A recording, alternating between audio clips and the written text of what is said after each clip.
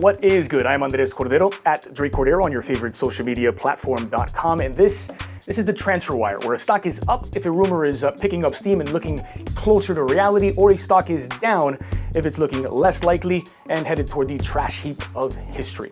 So let's get started. And the stock is up on a trade between Juventus and Manchester United that would send Paulo Dybala to United and Romelu Lukaku to Juventus. Now, it's worth noting these kinds of trades almost never materialize in the elite level European football, but this one is being reported by reputable sources, and we've learned that Dybala's agent is in England, probably not to throw milkshakes at Boris Johnson, but reportedly to negotiate the personal terms of Dybala's contract.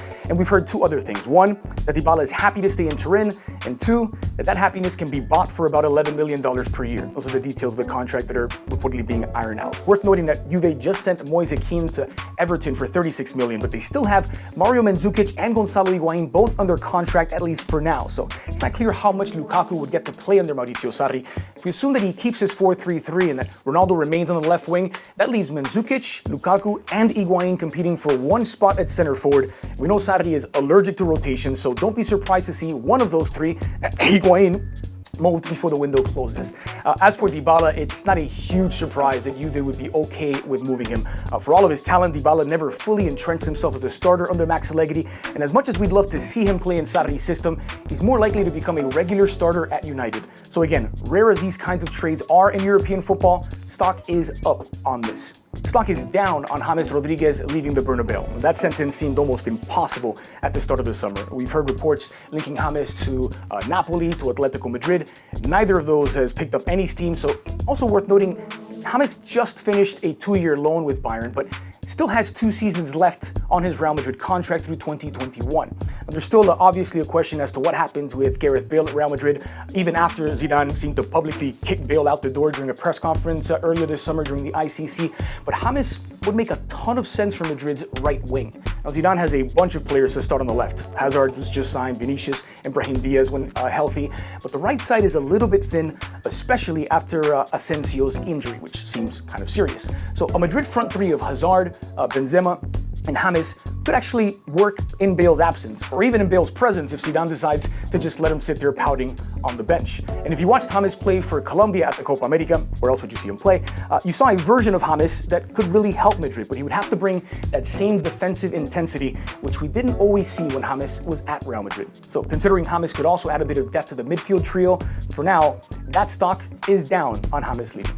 Stock is up on Nicolas Pepe joining Arsenal. I mean, way up. This is practically a done deal. Nicolas Pepe is in London for a medical ahead of a reported $89 million transfer. And while it's not cheap, it does look like a great move for Arsenal.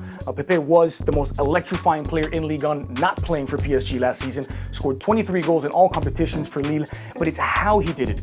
Blazing fast, a deadly finisher, a killer 1v1, and a rare path to stardom for a guy that started his footballing life as a goalkeeper, something that he now says helps him facing the other direction in front of goal. So in Nicolas Pepe, they get an electrifying player who can add a bunch of goals and who actually fits Unai Emery's and Arsenal style quite well. And seeing how this is virtually a done deal and all that's left is the signature, the stock is way up on this one.